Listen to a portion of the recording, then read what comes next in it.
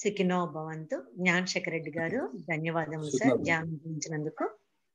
సికినో భవంతు. ఇప్పుడు మనకి ప్రొఫెసర్ జ్ఞానశేఖర్ రెడ్డి గారు సంకల్పము అనే విషయాలు మనకు తెలియజేస్తారు. దాని యొక్క గొప్పతనం ఏంటనేది. దానికి ముందుగా జ్ఞానశేఖర్ రెడ్డి గారి గురించి పరిచయము. జ్ఞానశేఖర్ రెడ్డి గారు తిరుపతి వాస్తవ్యులు, ఎల్ఎస్ ఏజెంట్ గా చేస్తున్నారు.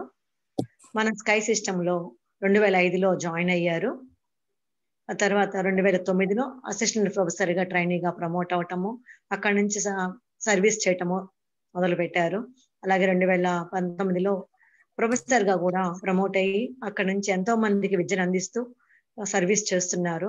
అలాగే కోటాల విలేజ్ లో కూడా సర్వీస్ చేయడానికి తిరుపతి నుంచి వెళ్ళి అక్కడ వాళ్ళకి foundation courses, introspection classes conduct చేసేవారు. అలాగే అడ్వాన్స్ డిప్లొమా కూడా స్కైలో పూర్తి చేశారు. ఇప్పుడు మనకి ప్రెసెంట్ గాను సుబ్బారెడ్డి స్కై ట్రస్ట్ కి సెక్రటరీగా సేవలు అందిస్తున్నారు. ఈ విధంగా వారే కాకుండా వారి దంపతులు ఇద్దరు కూడా, వారి ఫ్యామిలీ మెంబర్స్ కూడా స్కై సిస్టమ్ లో ఉన్నారు. ఆ దంపతులు ఇద్దరు కూడా అన్ని చోట్ల స్కూల్స్ కి, కాలేజెస్ కి వెళ్ళి క్లాసెస్ కండక్ట్ చేస్తూ వస్తున్నారు. ఫౌండేషన్ కోర్సెస్ కాయకల్ప కండక్ట్ చేస్తున్నారు. సికినో భవంతు సార్. ఇప్పుడు మనకి సంకల్పము అనే విషయాలు మనకి తెలియజేస్తారు. ఓవర్ టు జ్ఞానశేఖర్ రెడ్డి గారు. మేడం సికినో భవంతు. సికినో భవంతు సార్. வாழ்க வையகம், வாழ்க வையகம், வாழ்க வளமுடன், குரு வாழ்க குருவே துணை, లోకా సమస్త సుఖినో భవంతు, సర్వే జనా సుఖినో భవంతు, గురువు వర్ధిల్లు, గురువే తోడు. ఈరోజు పాఠ్యాంశం సంకల్పము. సంకల్పము అంటే దేశము, కాలము, ప్రాంతాలలో జరిగే కార్యక్రమాలను పదే పదే ఉచ్చరించి ఆ కార్యాలు దిగ్విజయంగా పూర్తి చేయాలని ఉచ్చరించేదే సంకల్పం. ఇక్కడ సంకల్పం అనేది రెండు రకాలు. సంకల్పము, మహాసంకల్పము అనేది ఉండాలన్నమాట. సంకల్పము అన్నప్పుడు ఒక వ్యక్తికి సంబంధించింది. అతను ఆరోగ్యంగా ఉండాలని, ఐశ్వర్యంగా ఉండాలని, తర్వాత జ్ఞానం కలగాలని, కీర్తి కావాలని, ఇవంతా ఒక వ్యక్తితో కూడింది. మహాసంకల్పం అన్నప్పుడు దేశానికి, ప్రపంచానికి విస్తరించి ఉండేదన్నమాట మహాసంకల్పం అనేది. మనకు స్వామీజీ మనకిచ్చిన సంకల్పం వచ్చి దివ్యమైన శక్తి కరుణ వలన ఆరోగ్య ఐశ్వర్యములు, కీర్తి ప్రతిష్టలు, బ్రహ్మజ్ఞానము పొందిదము గాక అని మనం ప్రతిరోజు మనం సంకల్పం చేసుకుంటున్నాం. రోజుకి 2 పూటల, తర్వాత వాళ్ళ సౌకర్యాన్ని బట్టి మన సంకల్పం చేసుకుంటున్నాం. ఇది స్వామీజీ మనకిచ్చిన ఒక గొప్ప వరం, గొప్ప ఆస్తి. ఇప్పుడు ఒక వ్యక్తి తనను తాను, స్వామీజీ చెప్తున్నారు, ఒక వ్యక్తి తనను తాను దీవించుకోవడం స్వార్థం కానే కాదు. ఎందుకంటే ఒకరు తనను దీవించుకున్నప్పుడు ఏమవుతున్నాయంటే తనలో ఉన్న ప్రాణశక్తి ఒక బలం కలుగుతుంది. ఆ ప్రాణశక్తికి ఆ బలం వల్ల ఏర్పడిన ముద్రలు ఏమవుతున్నాయంటే అనేక సార్లు అదే విధంగా చెప్పడం వల్ల శరీరము ఆరోగ్యము బాగుపడడానికి అవకాశం ఉంటుంది. ఈ విధంగా చెప్పుకున్నప్పుడు సంకల్పము పదే పదే చెప్పుకున్నప్పుడు ఏమవుతుందంటే శరీరంలో ఉన్న జీవకాంతం ఏమవుతుందంటే శరీరంలో జీవకాంతము, దాంతో పాటు రసాయనాలు కూడా మార్పు చెంది శరీరము, మనస్సు చక్కగా పనిచేసేదానికి వీలు పడుతుంది అని స్వామీజీ దీన్ని మనకు పెట్టారన్నమాట. ఫస్ట్ మనం ఆరోగ్యం ఉండాలి కదా. ఒక వ్యక్తి ఆరోగ్యంగా ఉన్నప్పుడే కదా సమాజానికి సేవ చేస్తారు, ఇతరులకు సేవ చేయగలుగుతారు. అలా ఆ వ్యక్తి ఆరోగ్యంగా లేకపోతే సమాజం చేత సహాయం పొందాలి ఆ వ్యక్తి. కాబట్టి అప్పుడు సమాజానికి రుణపడిపోతాడు. కాబట్టి ఆ ఒక వ్యక్తి ఎప్పుడు ఆరోగ్యంగా ఉండేదానికి మనం చూసుకోవాలి. మనకు తెలిసిందే, ఆరోగ్యం కావాలంటే మనం ఏం చేస్తాము? ప్రతిరోజు స్వామి ఇచ్చిన శారీరక వ్యాయామం చేసి మనం ఆరోగ్యాన్ని చక్కగా చేసుకోవచ్చు. ఆయువు అన్నప్పుడు ఎక్కువ కాలం జీవించాలి అనేది. ఎక్కువ కాలం ఎందుకు జీవించాలి? జీవించి ఉన్నంత కాలం ఆరోగ్యంగా ఉండాలి. ఆరోగ్యంగా ఉండాలంటే ఏం చేయాలి? మనం మామూలుగా కాయకల్ప చేసిన వల్ల మనలో ఉన్న ప్రాణశక్తిని ఎక్కువ కాలం ఉండే విధంగా చూసుకోవచ్చు అనేది మనకు స్వామీజీ మనకు ఇవ్వబడింది అనమాట. ఎందుకు ఎక్కువ కాలం మనం జీవించాలన్నప్పుడు మనము జీవన లక్ష్యాన్ని అర్థం చేసుకోవాలి. మనలో ఉన్న కర్మముద్రలను మనం తొలగించుకొని మంచి పనులు చేసి వాటి ముద్రలను ఆ స్థానంలో ముద్రించి భగవత్ స్థితిని తెలుసుకోవడానికి వీలు పడే విధంగా మన ఆయువు దీర్ఘకాలంగా మనలో ఉండాలి. దీర్ఘాయువు, ఆయువు అంటే ప్రాణము. తర్వాత ఆరోగ్యము, ఐశ్వర్యం. ఐశ్వర్యం అన్నప్పుడు మనము ఐశ్వర్యం అన్నప్పుడు సంపదే కాదు, ఐశ్వర్యం అంటే సంపద కానే కాదన్నారు స్వామీజీ. ఒక మనిషి, ఒక వ్యక్తి ఒక రోజు గడవడానికి ఆ వ్యక్తికి కావాల్సిన వస్తువులు, సంపద, వస్తువులు అతనికి అవసరం. ఎక్కడ ఆయనకు కావాల్సిన వస్తువులు, ఆ వ్యక్తికి కావాల్సిన వస్తువులు లోటు లేకుండా ఉండడమే ఐశ్వర్యము. ఐశ్వర్యం అంటే సంపద కానే కాదు. కీర్తి ప్రతిష్టలు అన్నప్పుడు, కీర్తి అన్నప్పుడు ఒక వ్యక్తిని, ఒక గొప్పతనాన్ని చెప్పబడేదే కాదు.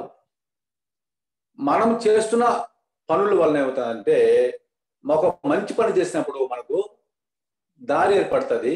దీనివల్ల ఏమవుతుందంటే ఒక మంచి మిత్రులు ఏర్పడడం జరుగుతుంది.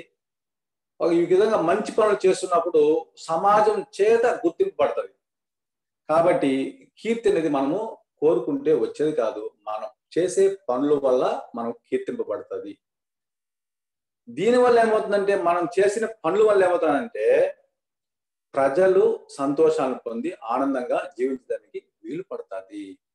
మనం ఉన్నాము, ఈరోజు మనము యోగా సిస్టంలో ఉన్నాము. స్వామి ఇచ్చిన శారీరక వ్యాయామం నేర్చుకున్నాము, కాయకల్ప నేర్చుకున్నాము, ధ్యానం నేర్చుకున్నాము. మనతో ఉంటే సరిపోతుందా? సరిపోదు. దీన్ని మనం ప్రజలకి పంచి పెట్టాలి. ఏ విధంగా సరే, స్కూల్స్ లో కానీ, వచ్చిన వారు నేర్పించడానికి కానీ వీలైనంత వరకు ప్రయత్నం చేయడం. ఈ విధంగా వెళ్ళినప్పుడు ఏమవుతుందంటే అదే ప్రజల చేత కీర్తింపబడుతుంది. కాబట్టి కీర్తి ప్రతిష్టలు కూడా మనకు, మనం చేసే పనుల వల్ల మనకు కీర్తి ప్రతిష్టలు వస్తాయి. ఇంకా బ్రహ్మజ్ఞానం అన్నప్పుడు భగవత్ స్థితి, తన్మార్పు చరిత్ర మనం రోజు తెలుసుకుంటున్నాము. ఇది ఒక ఆరోజ్ఞానందమైన మానవులకు మాత్రమే వీలు పడుతుంది. బ్రహ్మజ్ఞానం ఎందుకు అన్నప్పుడు ప్రకృతి ధర్మాన్ని తెలుసుకోవాలి, కర్మఫల సిద్ధాంతాన్ని అర్థం చేసుకోవాలి. ఈ ప్రకృతిలో అమరి ఉండే విధానం, గ్రహాలు, నక్షత్రాలు, జీవుల పరిణామ క్రమం, ఇవంతా కూడా వివరంగా మనము తెలుసుకోవాలి. అలా తెలుసుకున్నప్పుడే మనము బ్రహ్మజ్ఞానాన్ని పొందినట్టు అవుతుంది. బ్రహ్మజ్ఞానము అన్నప్పుడు అందరికీ వస్తుందా అంటే రానే రాదు. అందరూ జ్ఞానవంతులే. దానిని ఒక గురువు దగ్గర శిష్యతత్వం పొంది తెలుసుకోవాల్సిన అవసరం ఉంది. ఎందుకు అందరూ బ్రహ్మజ్ఞానం పొందలేరు అన్నప్పుడు, జంతువుల నుంచి వచ్చిన ముద్రలు, వంశ పారంపర్యం నుంచి వచ్చిన ముద్రలు, ఇవన్నీ కూడా మన శరీరంలో ముద్రించబడి ఉంటాయి. కాబట్టి అవి అర్షడ్వర్గాలు మారి అహంకారం, నేను, నాది అన్నప్పుడు బ్రహ్మజ్ఞానాన్ని తెలుసుకోలేము. కాబట్టి ఇవన్నీ నిర్మూలించబడాలంటే ప్రతిరోజు మనం ధ్యానం చేసి, సంకల్పం చేసి మనము వదిలించుకోవాలి. అప్పుడే మనము బ్రహ్మజ్ఞానాన్ని పొందేదానికి అవకాశం ఉంటుందన్నమాట. ఇది మనము స్వామీజీ మనకు ప్రతిరోజు మనం చేసుకునే సంకల్పం. ఇంకా కూడా అప్పుడు సంకల్పం ఉన్నప్పుడు బ్రాహ్మణుల చేత, మన చేత చెప్పబడుతుంది అనమాట. మనము పెళ్లిల్లో చూస్తున్నాము, కన్యాదానం అప్పుడు కానీ, పెద్ద పెద్ద కార్యాలు చేసినప్పుడు కానీ, యజ్ఞాలు, ప్రాజెక్టులు ఓపెన్ చేసినప్పుడు కానీ, గృహప్రవేశాలు చేసేటప్పుడు ఒక సంకల్పం చేస్తారు. ఇదంతా అంటే పురాతన కాలం నుంచే సంకల్పం. ఇప్పుడు మన భారతదేశం ఉంది, దీన్ని జంబూ ద్వీపం అని. ఇప్పుడు తిరుపతిలో నేను ఉన్నాను. ఒక భరత వర్ష అన్నప్పుడు ఈ భారతదేశాన్ని కీర్తిస్తూ ఈ ఆంధ్రప్రదేశ్ కి శ్రీశైలాన్ని ఒక క్షేత్రంగా తీసుకొని, అది ఏ భాగంలో అంటే తిరుపతి దక్షిణ భాగంలో ఉంది. తర్వాత కృష్ణా కావేరి మధ్యలో ఉంది. అది విజయవాడ అయితే కృష్ణా గోదావరి మధ్యలో, శ్రీశైలానికి ఈశాన్యంలో. ఈ విధంగా చెప్తారనమాట. దాన్ని ఏ విధంగా చెప్తారో మనం చూద్దాం. జంబూ ద్వీపే భరతవర్షే భరతఖండే శ్రీశైలస్య దక్షిణ భాగే కృష్ణా కావేరి మధ్యప్రదేశే సార్వనామ సంవత్సరే కార్తీక మాసే కృష్ణపక్షే దక్షిణాయనే సోమవారం తర్వాత అమావాస్య పుణ్యతిథౌ జ్యేష్ఠ నక్షత్రే శ్రీ జ్ఞానశేఖరి నామదేశ పాల్వల గోత్రస్య ధర్మపత్ని శ్రీమతి అమలు నామదేశ సకుటుంబానాం క్షేమ స్థైర్య ధైర్య విజయ ఆయురారోగ్య ఐశ్వర్య అభివృద్ధి రస్తు అంటారు బ్రాహ్మణులు. ఇదంతా మనము ఇది కూడా సంకల్పమే. అంటే ఇక్కడ ఏమంటే మనం ఈ భారతదేశంలో పుట్టినామని, తర్వాత మీరు మీ ధర్మపత్ని పిల్లలంతా బాగుండాలని సంకల్పం చేస్తున్నారు. ఇది కూడా ఒక సంకల్పము. కానీ మనం చేసే సంకల్పంలో 100% పనిచేస్తుంది. ఇక్కడ ఇది కూడా పనిచేస్తుంది, పని చేయకుండా పోయేది లేదనమాట. పురాతన కాలం చూస్తూ ఉంది కాబట్టి ఇది ఒక సంకల్పం కూడా మనం చూస్తున్నాం. ఇంకా కూడా మహాసంకల్పం అన్నప్పుడు ఇప్పుడు మన దేశము తర్వాత ప్రపంచాన్ని గురించి కీర్తిపడేది మహాసంకల్పం. మన దేశంలో రాజులు, ముస్లింలు, ఆంగ్లేయులు వీళ్ళంతా కూడా పరిపాలన చేశారు. ఇక్కడ దేశంలో ఉండే ప్రజలంతా కూడా ఎలా ఉండాలంటే ఒకే రకమైన మనుషులు లేరు. ఒకరు వ్యవసాయం చేస్తున్నప్పుడు, కొందరు పరిశ్రమలో పనిచేస్తున్నప్పుడు, కొంతమంది కార్మికులుగా రకరకాలుగా పనిచేస్తున్నప్పుడు, వ్యాపార రంగంలో పనిచేస్తున్న వాళ్ళు, వీళ్ళకంతా కూడా వాళ్ళకి తగిన సౌకర్యాలు అందుబాటులో ఉండే విధంగా పాలకులు చేయాలి. అలాగా చేయనప్పుడు ఏమవుతుందంటే ఈ ప్రజలంతా కూడా ఆటంకానికి భంగం కలిగి వాళ్ళు ఏం చేస్తారంటే నాయకులు మనకు సరైన నాయకులు రావాలా అని ఒక సంకల్పం చేసుకుంటారు. దీని కారణంగానే ఆ కాలం నుండి ఈ కాలం వరకు అందరూ వెళ్ళిపోవడం జరిగింది, కొత్త వాళ్ళు రావడం జరిగింది. ఆంగ్లేయులు కూడా వచ్చారు, ఆంగ్లేయులు వచ్చిన కొంతకాలం జరిగింది. తర్వాత మనలంతా ప్రజలంతా కూడా ఏం కోరుకున్నారు, ఆంగ్లేయుల కాలం వదిలి వెళ్ళిపోవాలి, మన దేశాన్ని మనము పాలించుకోవాలి అని మన వాళ్ళంతా కోరిన ఒక మహాసంకల్పం. ఆ సంకల్పం చేసుకున్న వాళ్ళంతా అంటే ఈ ప్రజల్లో ఉండే వాళ్ళే కొంతమంది నాయకులుగా మారి ప్రజలకు సేవ చేయడానికి ఉపయోగపడుతున్నారు. అదేవిధంగా ఈ కోవ చెందిందే మన స్వాతంత్ర దినోత్సవము, మన స్వాతంత్రం రావడం. ఆ బ్రిటిష్ వాళ్ళ నుంచి మనం స్వాతంత్రం సంపాదించడానికి ఎంత మంది ప్రాణాలు కోల్పోయినారు, ఎంత మంది జైలులో మగ్గారు, ఎంత మంది అసూలు పారారు. ఉదాహరణకి చెప్పాలంటే కొన్ని లక్షల మంది, వేల మంది ప్రాణాలంతా కోల్పోయారు. అయినా కూడా సంకల్పం వదలలేదు, మన దేశానికి స్వాతంత్రం కావాలి అనేసి సంకల్పం చేసినారు. అదే మన దేశానికి స్వాతంత్రం వచ్చి మన చేత మనం బాగు చేసుకోవడం జరిగింది అనమాట. ఇప్పుడు కూడా ఉండే ప్రభుత్వాలు సరిగా చేయకపోతే ఇదే ప్రజలు ఈ ప్రభుత్వాలను కూడా మార్చేదానికి సంకల్పం ఉంది. ఈ సంకల్పం వల్ల ఏమవుతుందంటే ఈ నాయకులను మార్చేయచ్చు, ఈ ప్రభుత్వ విధానాలు అన్ని కూడా మార్చేదానికి కూడా సంకల్పము ఒక ఆయుధం లాగా పనిచేస్తుందని మాత్రం మనము మర్చిపోకూడదు. ఇప్పుడు అదే మహాసంకల్పం అన్నప్పుడు స్వామీజీ మనకు ఏం చెప్తున్నారంటే ఆయన ఏమంటే ఆయన సంకల్పం ఏమంటే ప్రపంచ శాంతి అన్నప్పుడు ప్రపంచంలో ఉండే ప్రజలంతా కూడా అందరూ కూడా ఆరోగ్యము, మనం అనుకుంటాం చూడు, దీర్ఘాయుషు, సంపద, అవన్నీ కూడా కావాలి వాళ్ళకి. ఎవరికి ప్రపంచంలో ప్రజలందరూ డిస్టర్బ్ కాకుండా ఉండాలంటే ఇవన్నీ అవసరం. కానీ ఆ విధంగా ఉన్నారంటే లేరు. ఏమంటే స్వామీజీ ఉన్న కాలంలో 2 ప్రపంచ యుద్ధాలు జరగడం, దానివల్ల అనేక ప్రాణ నష్టాలు జరగడము, అనేక భూమి వాతావరణము అంతా కూడా కాలుష్యం అయిపోవడము, ఇవన్నీ కూడా స్వామీజీ చూసి ఇవింత జరగకూడదు, ప్రపంచం అంతా కూడా శాంతిగా మెలగాలి అనేది స్వామీజీ యొక్క సంకల్పం. ఇప్పుడు అందుకనేసి స్వామీజీ ఆయన ఒక చిన్న కుటుంబంలో పుట్టినా కూడా ఇదంతా చూస్తూ ఉండి తర్వాత ఒక ఐశ్వర్యవంతుడుగా అయ్యి ఐశ్వర్యాన్ని కోల్పోయి మరి ధ్యాన మార్గంలో, ఆధ్యాత్మిక మార్గంలో ప్రయాణించి తర్వాత ఏం చేశారు, 1958లో ఉలగ సముదాయ సేవా సంఘం, the world community service centre అంటే ప్రపంచ సముదాయ సేవా సంఘం, అది తమిళ్లో రిజిస్టర్ చేశారు కాబట్టి మనం ఉలగ సముదాయ సేవా సంఘం అంటున్నాము. దీని హెడ్ ఆఫీసు చెన్నైలో ఉందన్నమాట, తిరువాన్మేరు వాల్మీకి నగర్లో ఈ హెడ్ ఆఫీస్ ఉంది. దీనిని స్వామీజీ దాని ఉద్దేశం ఎవరంటే ప్రపంచంలో ఉండే ప్రజలకంతా కూడా మనము అందరూ కూడా శాంతిగా జీవించాలి, కాబట్టి యుద్ధాలు అనేది రానే రాకూడదు అనేది స్వామీజీ సంకల్పం. ఇప్పుడు మనం చూస్తున్నాము ఈ ప్రపంచ యుద్ధాల వల్ల మనకు అవసరమా? ఏమేమి నాశనం అవుతున్నాయంటే పంచభూతాలే మనం దైవం అని అనుకుంటున్నాము. ఆకాశము, వాయువు, అగ్ని, నీరు, భూమి ఇవి లేకుండా మానవులు ఎవరు జీవించలేరు. వీటిని ఎవరైనా తయారు చేయగలరా అంటే తయారు చేయలేరు. ఇదంతా కూడా మానవులు జీవించడానికి సమృద్ధిగా ప్రపంచం మొత్తం ఎక్కడ చూసినా మనకు ప్రజలకి అందించబడతా ఉంది ప్రకృతి ప్రసాదం ఈ పంచభూతాలు. కాబట్టి ప్రపంచ ప్రజలంతా కూడా జీవించాలంటే ప్రపంచ శాంతి అవసరం అనేసి స్వామీజీ ఒక రూపకల్పన చేయడం జరిగింది అనమాట. తర్వాత మనము చూస్తున్నాము ఈరోజు ఈ కరోనా వైరస్ అనేసి మనం చూస్తున్నాం. కరోనా వైరస్ అనేది మన కళ్ళ ముందని మన కళ్ళ ముందని చూస్తా ఉన్నాం. ఈ కరోనా వైరస్ వచ్చి ఎంత మంది ప్రాణాలు కోల్పోయారంటే చెప్పని వీలు కాదు. ఇప్పుడు ప్రపంచ ప్రజలంతా పట్టి పీడిస్తున్న ఏదైనా అనారోగ్యం అంటే ఈ వైరస్.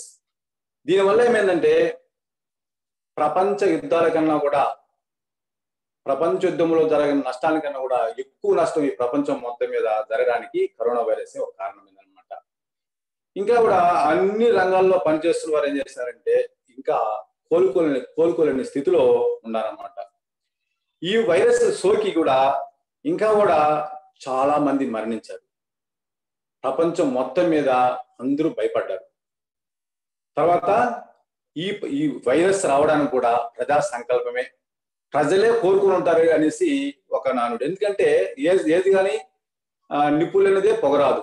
ఈ ప్రజలు కూడా ఇటువంటి వైరస్ రావాలని కూడా ప్రజల చేత కూడా జరిగి ఉండవచ్చు, జరిగి ఉంటేనే జరుగుతుంది. ఈ విధంగా రావాలని, ప్రశాంతంగా జీవించాలని, ప్రశాంతంగా ఇంట్లోనే ఉండాలని, రోడ్ల మీద జనం ఉండకూడదని అనుకుంటారు. ఇప్పుడు నేను కూడా కొండకు వెళ్ళినప్పుడు, తిరుమల కొండకు వెళ్తే ఇంత రష్ ఉంటారా, ఎప్పుడు చూసినా ఇంత రష్ జనాలు. అక్కడ చెప్పేవాళ్ళు ఎప్పుడబ్బా ఖాళీగా ఉండిపోతుందా అని చెప్పేవాళ్ళు. ఎప్పుడబ్బా ఖాళీగా ఉండిపోతుందా, ఎప్పుడబ్బా ఖాళీగా ఉండిపోతుందా అన్నారు. అదే విధంగానే తిరుమల క్షేత్రం కూడా కొన్ని రోజుల పాటు మనం జనాన్ని చూడలేకపోయినాము, ఇంకా కూడా ఇప్పుడు కూడా చూడలేకపోతున్నాం. ఆ జనాన్ని ఇంకా కూడా చూడలేకపోతున్నాం. ఇదంతా సంకల్ప బలమే. అదే సంకల్పంతోనే మళ్ళీ ఇప్పుడు ఏం చేస్తున్నారు, ప్రజా సంకల్పం వలనే ఈ కరోనా వైరస్ కూడా పూర్తిగా తొలగిపోతా ఉంది. ఇంతవరకు ఒక వ్యాక్సిన్ రాలేదు, తర్వాత ఒక మందు దానికోసం ఎవరు ప్రయత్నం చేయలేదు. ఏదో వచ్చే మందులు తినేసి చాలా మంది బాగుపడ్డారు. ప్రతిరోజు మనం కూడా ప్రతిరోజు ధ్యానంలో మనము సంకల్పం చేస్తూ ఉన్నాం. ఎందుకు? ఈ కరోనా వైరస్ తొలగిపోవాలని. ఈ కరోనా వైరస్ కి బలైన వాళ్ళంతా కూడా పాపము డాక్టర్లు, ఎంతో మంది డాక్టర్లు ప్రాణాలు కోల్పోయినారు. తర్వాత నర్సులు, తర్వాత పోలీసు వ్యవస్థలో పనిచేసే వాళ్ళు, పారిశుద్ధ్య విభాగంలో పనిచేస్తున్న వాళ్ళు, వీళ్ళంతా కూడా చాలా మంది ప్రాణాలు కోల్పోవడం జరిగింది. మనం చూస్తున్నాము ఇదే సంకల్పంతోనే ఇప్పుడు మనం రోజు ధ్యానం చేసే వాళ్ళు కూడా ఈ కరోనా వైరస్ పూర్తిగా తొలిగిపోయేదానికి అవకాశం ఉందన్నమాట.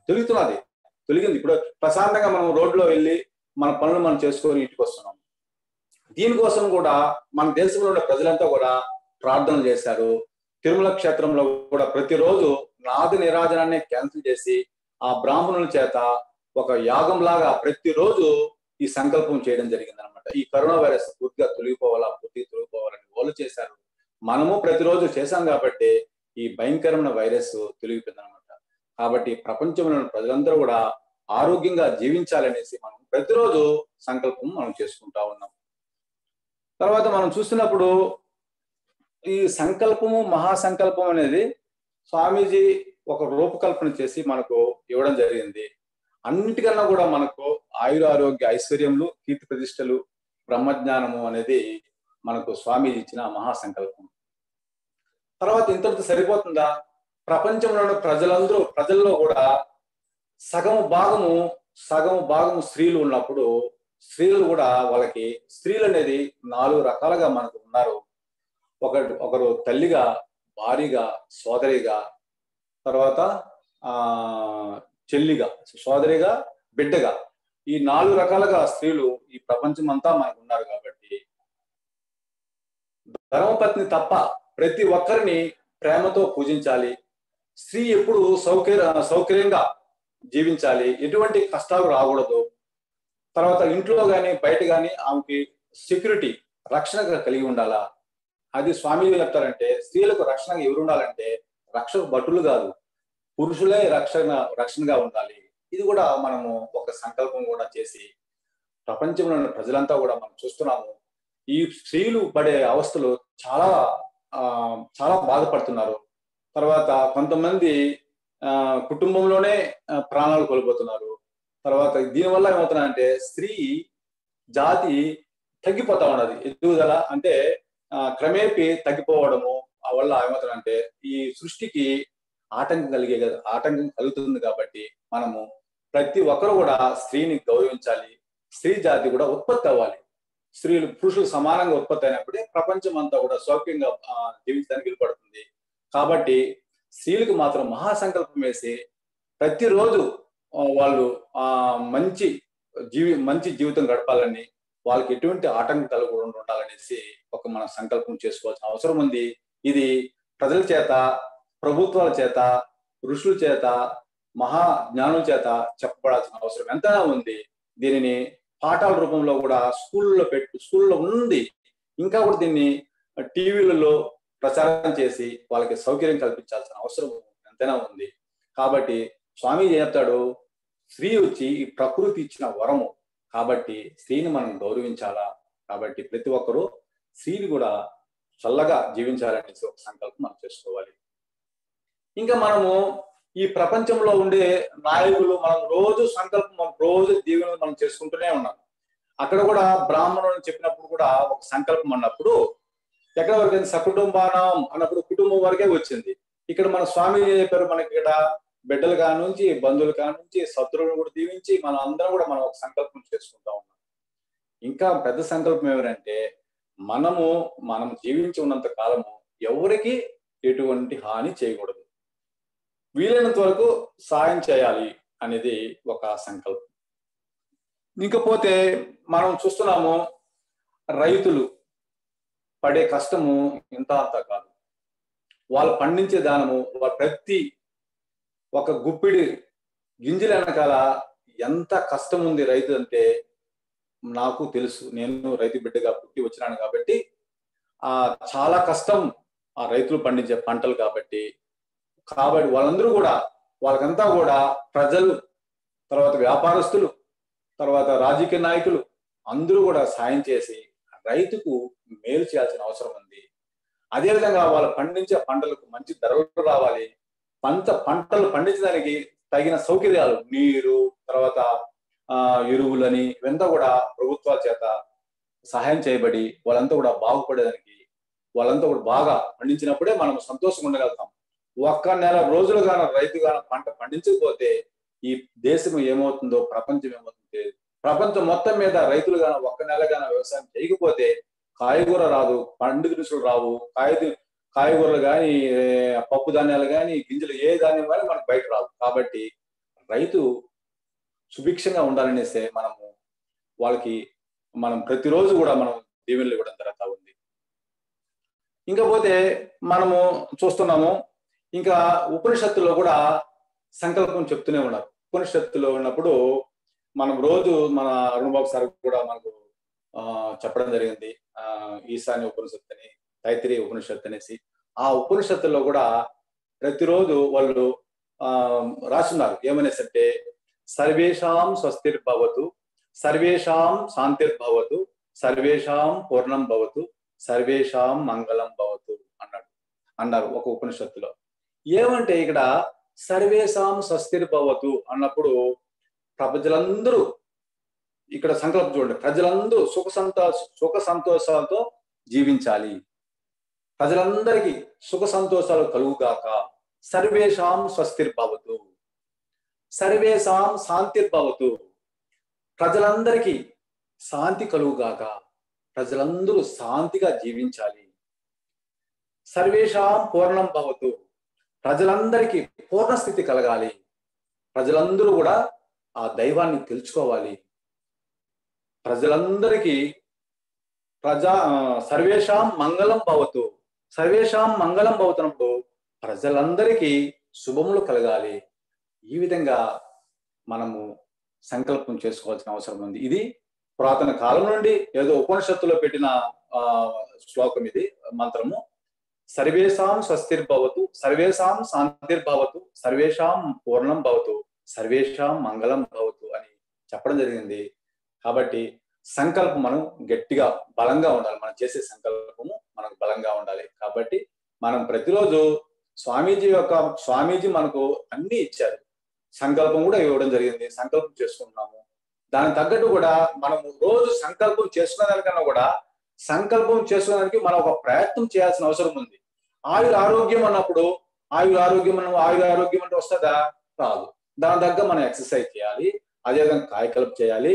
మనసు శాంతిగా ఉండాలంటే ధ్యానం చేయాలి, అదేవిధంగా ఆత్మ పరిశీలన చేసుకోవాలి, మనలో జ్ఞానం కలగాలి. కాబట్టి ఇదంతా కూడా మనకు స్వామీజీ మనకు ఒక గొప్ప గురువు దొరికారు. కాబట్టి ఆ గురువు గారు చెప్పిన ఈ సంకల్పం కావచ్చు, స్వయం పరిశీలన కావచ్చు, ఏదైనా కావచ్చు, ప్రతిరోజు చేసుకున్నప్పుడు మనకు మంచి శుభం కలుగుతుంది. అన్నిటికన్నా కూడా సంకల్పం అనేది గొప్పది. మనం కూడా ఒక సంకల్పం చేసుకోవాలి. ఏమనేసి ఈ రోజు మనం నేర్చుకునే విద్యను 10 మందికి పంచిపెట్టాలి. అదేవిధంగా స్కూల్స్ లో ఉండే పిల్లలకు చెప్పాలి. మనం ఎదగాలి, ఎదిగి మనం జ్ఞానాన్ని తెలుసుకోవాలి, మనం ప్రతి మనిషికి ఉపయోగపడే విధంగా మనం జీవించాలి అనేసి మనం ఒక సంకల్పం వేసుకున్నప్పుడు అది ఖచ్చితంగా జరుగుతుంది. సంకల్ప బలం మాత్రం చాలా గొప్పది, బలమైనది. కాబట్టి ఇప్పుడు చూడండి, ఇప్పుడు మనం ధ్యానంలో డైలీ మనం 50-70 మంది 80 మంది వస్తున్నాము. అరుణ్ బాబు గారు గురుతుల్యులు కోట అరుణ్ బాబు గారు ఒక సంకల్పం చేశారు. ఎందుకు ఇక్కడ ప్రజలంతా కూడా డిస్టర్బ్ కాకుండా ఉండాలా, ఉదయం సాయంత్రం ధ్యానం చేసుకోవాలంటే వాళ్ళు వీలు పడుతుందో లేదో అనేసి ఎవరో ఒక సంకల్పం చేశారు. ఎవరో ఒక సంకల్పం చేయబట్టి ప్రతిరోజు సాయంత్రం మనం 5 గంటలకు ధ్యానంలో పాల్గొంటున్నాము. ఏదో 4 ముక్కలు చెప్పిన మాటలు వింటున్నాము. అందరూ హ్యాపీగా 10-100 మంది కలిసి ధ్యానం చేసుకుంటున్నాము, ఒకరినొకరు దీవించుకుంటున్నాము. ఇది కూడా ఒక సంకల్పమే. కాబట్టి ప్రతి పనికి ఒక సంకల్పం ఉంటుంది. కాబట్టి ప్రతి ఒక్కరూ సంకల్పం చేసుకుంటూ అందరికీ స్వామీజీ యొక్క కరుణ కటాక్షం అందాలని, ఆ దివ్యమైన శక్తి రేయంబగళ్ళు సర్వకాలములందు, సర్వ ప్రదేశములందు, సర్వ కార్యములందు తోడు నీడగా, పూర్ణరక్షగా, మార్గదర్శిగా ఉండగాక. దివ్యమైన శక్తి కరుణ వలన ఆరోగ్య ఐశ్వర్యములు, కీర్తి ప్రతిష్టలు, బ్రహ్మజ్ఞానము పొందితము గాక. దివ్యమైన శక్తి కరుణ వలన ఆరోగ్య ఐశ్వర్యములు, కీర్తి ప్రతిష్టలు, బ్రహ్మజ్ఞానము పొందితము గాక. దివ్యమైన శక్తి కరుణ వలన ఆరోగ్య ఐశ్వర్యములు, కీర్తి ప్రతిష్టలు, బ్రహ్మజ్ఞానము పొందితము గాక. లోకా సమస్తా సుఖినో భవంతు, సర్వే జనా సుఖినో భవంతు. ఓం శాంతి శాంతి శాంతి. మేడం సుఖినో భవంతు. సుఖినో భవంతు సార్. ధన్యవాదములు సార్. ఇప్పుడు మన అందరం కూడా ప్రొఫెసర్ జ్ఞానశేఖర్ రెడ్డి గారిని బ్లెస్ చేద్దాము. అందరు తురిలో ఉండండి. ఈరోజు మనకి ధ్యానం చేపించి సబ్జెక్ట్ తెలియజేసిన ప్రొఫెసర్ జ్ఞానశేఖర్ రెడ్డి గారు సుఖినో భవంతు. జ్ఞానశేఖర్ రెడ్డి గారు వారి ఫ్యామిలీ మెంబర్స్ సుఖినో భవంతు. జ్ఞానశేఖర్ రెడ్డి గారు వారి సేవ, వారి ఆరోగ్యము సుఖినో భవంతు. ఈ రోజు ఈ జూమ్ లో పార్టిసిపేట్ చేసిన సభ్యులు, వాళ్ళ కుటుంబ సభ్యులు సుఖినో భవంతు. ఏపీఎస్డిసిఐటి డిపార్ట్మెంట్ వారు, వారి ఫ్యామిలీ మెంబర్స్ సుఖినో చెప్పండి. ఈ రోజు ధ్యానంలో పాల్గొన్న వారికి అందరికీ, వారి కుటుంబ సభ్యులకు సుఖినో భవంతు. కోట అరుణ్ బాబు గారు మనకు చెప్పలేదు, చాలా మన్నించాలి. మనకు గురుతుల్యులు, Andhra Pradesh sky development committee president మరియు స్టేట్ కోఆర్డినేటర్ కోట అరుణ్ బాబు గారు, వారి సేవ, వారి ఆరోగ్యము సుఖినో భవంతు. అదేవిధంగా మనకు ఆర్గనైజ్ చేస్తున్న ప్రొఫెసర్ వనజా మేడం గారు, వారి ఆరోగ్యము, సేవ